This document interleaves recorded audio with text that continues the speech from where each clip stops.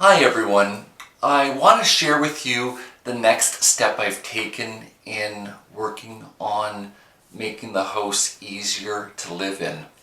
I've just finished installing this waterproof speaker in the bathtub or just above the bathtub.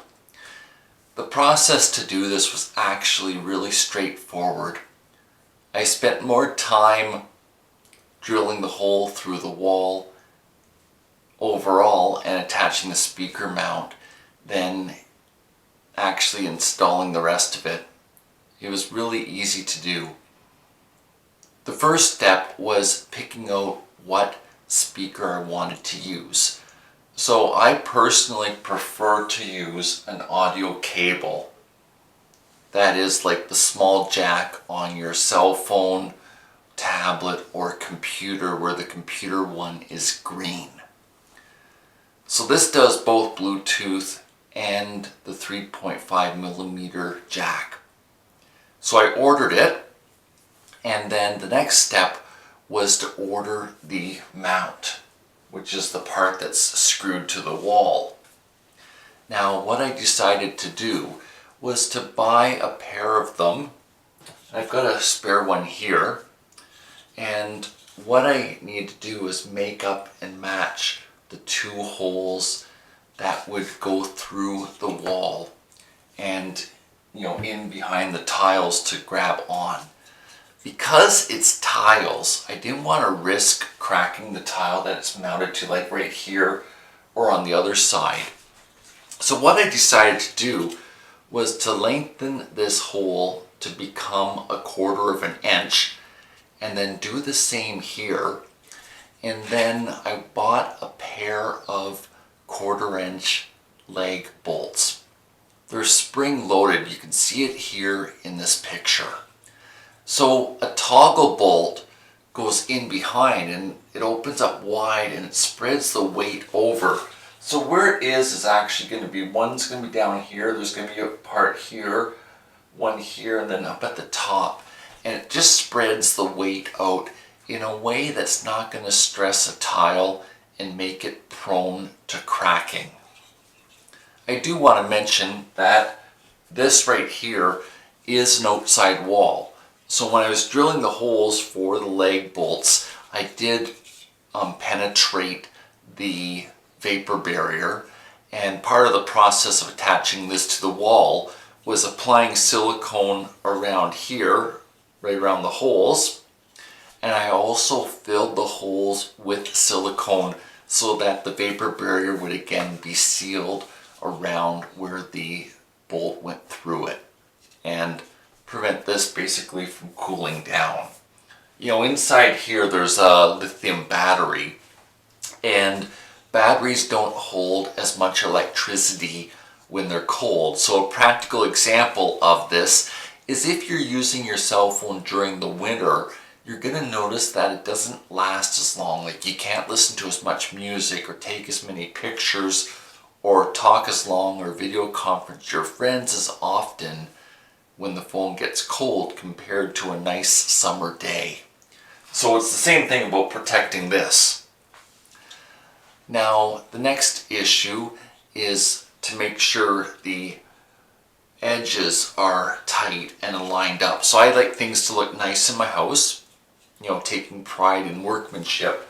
So I got this lined up in parallel. You can see the grout line right here. So I got it lined up vertically the same way. And that was just a matter of getting this slipped over top. So the metal bracket on this one goes to the wall, and then this slips over top of it the same way as you might see a doctor put a glove on their hand. And then simply attaching the speaker, it's just a matter of screwing this into position, whatever one you want it to be, depending on your preferences. Now, this speaker wasn't made to do what I've done with it. So I actually epoxied the part that goes to the speaker, this piece right here, to the back of it. So I roughed up this edge here, and then I took a pencil and drew the same parameter line on the back of the speaker, and I roughed that area up with the aluminum, and I epoxied it to the speaker. Then after this, I took my drill press and I made a wee hole in the mount right here and the mount right here, and the housing on this is about 3/16 of an inch thick, or roughly speaking 4 millimeters thick. So the bolt goes through the hole right here, and it goes into the housing but not all the way through the housing.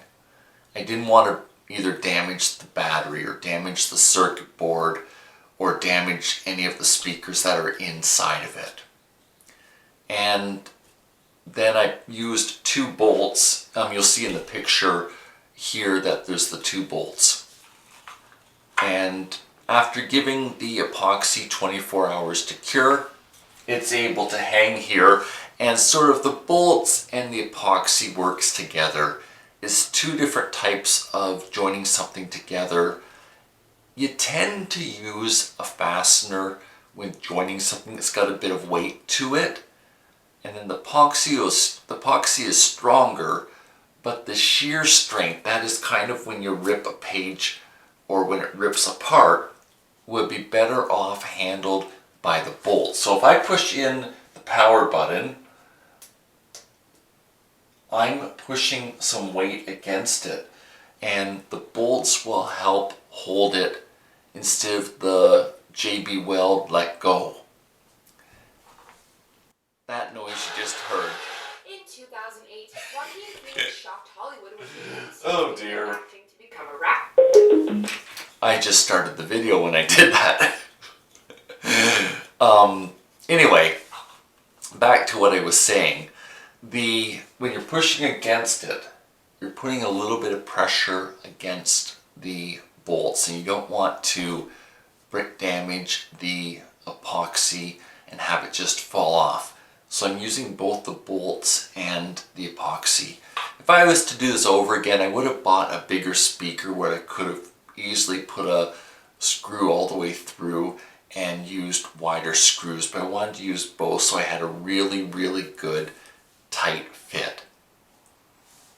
This here is made out of plastic, ABS, the same idea as a drain for the sink.